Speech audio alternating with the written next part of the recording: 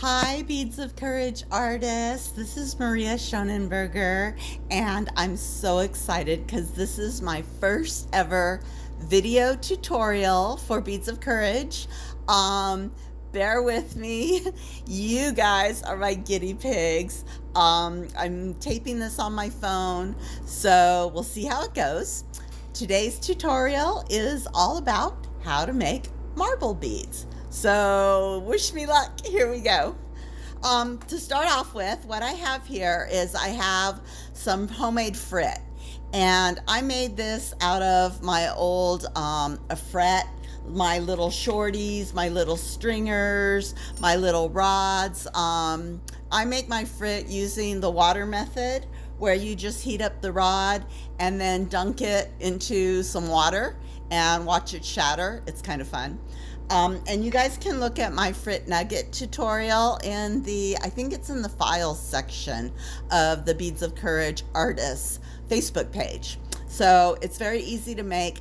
I like making my own 104 frit because I use 104 rods. And when your frit and your rods have the same coefficient of expansion, COE, then you don't have to worry about compatibility issues, your frit cracking your bead. You can use as much frit as you like. And so I make my own frit. Anyways, I have my frit in one of my bead rollers. I have my other bead roller open because I'm going to use it to make a round bead. And I have a rod. So let's go ahead and get started. Torch on, flame on, flame on. Okay, I like to start my marble bead with a base. I just find that it helps to have a nice base. Also, the base gives me a good hole. I like my holes to be very even, kind of, if you get them to curve kind of in, not have sharp edges, and so I put down a base. And on this particular bead roller, I found that it takes about 4 or 5 wraps to cover the length of the bead roller. And I'll show you what I mean there. So there's 2 wraps.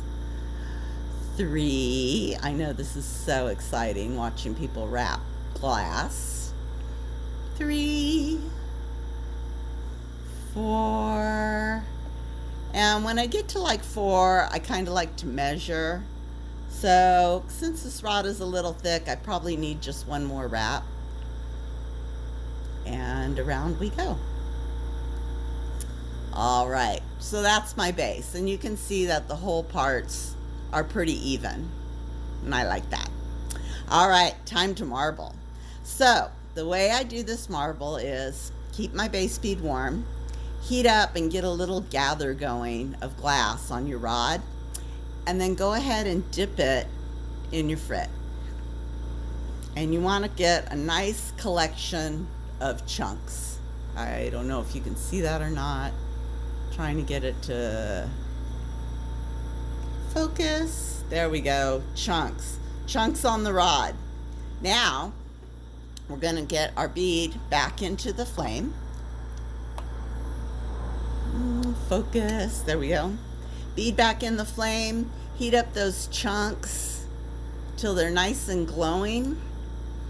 And then we're going to just dab and stretch. Dab and stretch each one of those little chunks. And as you dab and stretch, the chunks will start to stretch out and striate and make stripes, and your base color will also start to stretch and make stripes. I kind of like to rotate the rod a bit so I get the different colors going, and then pretty soon you're out of chunks. So you have to go back and get some more frit. So here we go, heating up that gather into my frit tray to get some chunks. Now, I find that I kind of have to slowly heat up the chunks, or otherwise they'll just zing right off. So I start at the back and I heat up those chunks. And then once again, dab, twist, getting globs of glass onto the bead. You want to get enough glass so that you can roll it. And I don't know, at this point, I'm just trying to get glass onto the bead. I'm not really worried about the shape because I know I'm going to roll it in my bead roller. And we need more glass, so let's go in for a third dip. I think as you work with bead rollers and beads and different sizes, you get kind of a feel for how much glass you need, what you need to do, where you need to go. As that bead cools down, you can start to see like there's a bare spot right there. So I'm going to dab glass there, kind of build it up. If you think you run out of frit, go back and get some more. Luckily, in all of my bead making, I generate a lot of frit. And I hate wasting glass. So I will go around my workstation at the end of a session with a pair of tweezers, and I will pick chunks off my workstation and throw them in the water. I will water shatter my little shorties. I will do anything to save glass because, you know, glass gets expensive. Okay, we're getting there now. Now we're getting there. Maybe another gather here. Heat those up, and I can see the blues and the whites and the greens and the transparents and the opaques, and I never know what's in my frit bowl. I just grab stuff and start to shatter it. And so my frits are all different colors, all different kinds of glass. I've thrown twisties in my frit bowl. I've thrown shorties, you know, and it comes out good.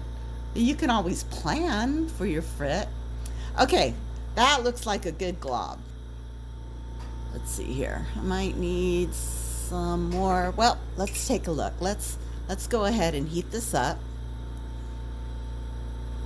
And now I'm going to roll it in my bead roller. Let's see if I can get a better focus on the bead rolling process. Here we go. Roll, roll, roll.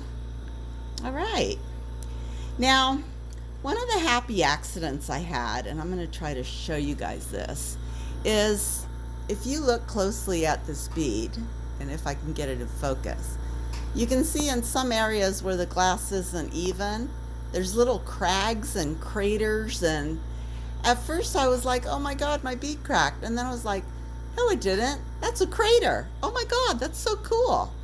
So don't necessarily get bummed out if you have little crags and craters and little areas of indentation.